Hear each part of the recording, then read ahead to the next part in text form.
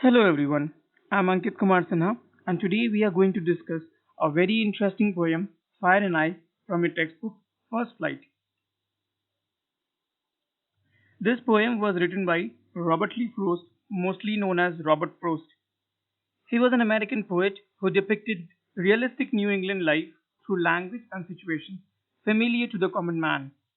Although he never earned a formal degree, yet he is considered one of the finest poets of the 20th century. His notable works are The Road Not Taken, The Boy Is Well, North of Boston, etc. Before starting this poem, let's ask some basic questions. You have read the title of the poem, Fire and Ice. What do you think? What idea does it give to you before starting this poem? These are actually two extreme sides of temperature, isn't it? Have you ever thought how the world will end? Will it be asteroid falling, or sun eating Earth, or even man induced World War III? It can be anything. Do you know why Earth is the only planet with life in the solar system? It is because Earth has an optimum temperature which can sustain life.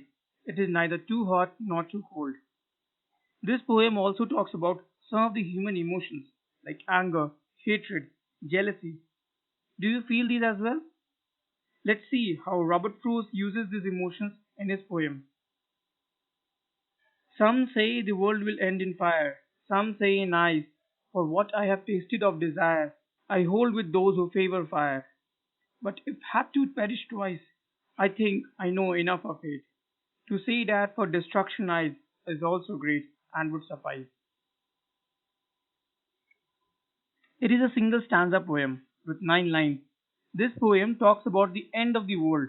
It can be in various ways, but the author talks about two specific ways, fire and ice. It can be due to extreme heat or extreme cold. We might burn to death or freeze to death.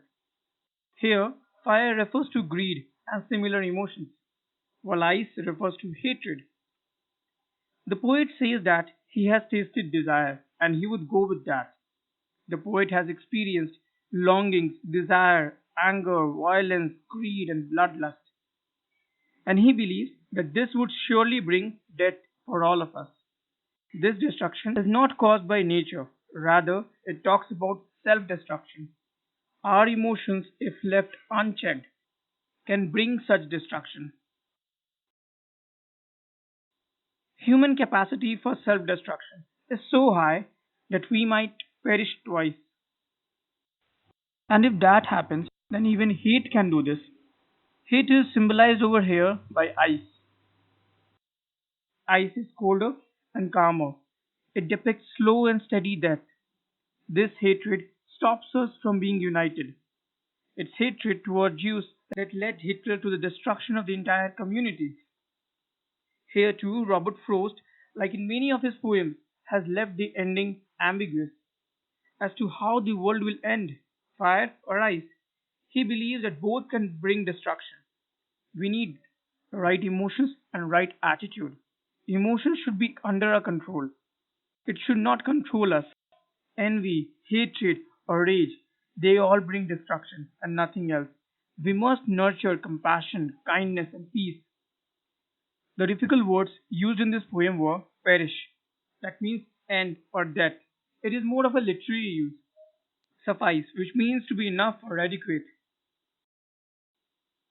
The literary device used over here are alliteration. Alliteration is a literary device in which an identical sound has been repeated like favor fire, world will. Here you can see the alliteration of the consonant sound F and W. The next is assonance. Assonance is the resemblance of sound between syllables of nearby words, arising particularly from the rhyming of two or more stressed alphabet. Like we see the assonance of letter O in I hold with those who favor fire. Symbolism is when we use the symbols to express ideas or qualities, like fire for greed and ice for hatred. While imagery is the language of poets and authors to create a mental picture in the minds of the reader, like some say the world will end in fire. This creates a mental picture in the minds of the reader of the world destruction by fire. Anaphora consists of repeating a sequence of words at the beginning of the neighboring clauses, thereby lending them emphasis like use of some. Personification is giving human qualities to inanimate objects like fire and ice. Enjambment is the continuation of a sentence without a pause beyond the end of the line. The rhyming scheme that you can see over here is ABA, ABC, BCB. So why do we need to read this poem? We feel at times that emotions control our actions, and this poem beautifully describes how harmful it can be. We must check that our emotions do not overpower us. Our actions must not be led by emotions. It's our anger, rage, hatred, greed that causes destruction. And one day, it is this emotion that can surely bring destruction for all of us. Now it's time to look at the question answers. The first question is, there are many ideas about how the world will end. Do you think the world will end someday? Have you ever thought what would happen if the sun got so hot that it burst or grew colder and colder? Unfortunately, the world has to end one day, and there is nothing that we can do. We are bound by the forces of nature. Sun being a star has its own life cycle, and there can be time when it will get too hot or too cold or even burst. If this happens, the world will surely come to an end. The second question is, for Frost, what do fire and ice stand for? According to Frost, fire stands for greed, conflict, fury, cruelty, lust, whereas ice stands for insensitivity, coldness, intolerance, hatred, indifference, rigidity. What is the rhyme scheme of the poem? How does it help in bringing out the contrasting ideas in the poem? The answer is the rhyme scheme of the poem is ABA, ABC, BCB.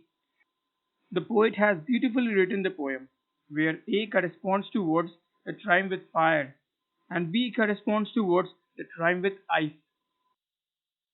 Thank you.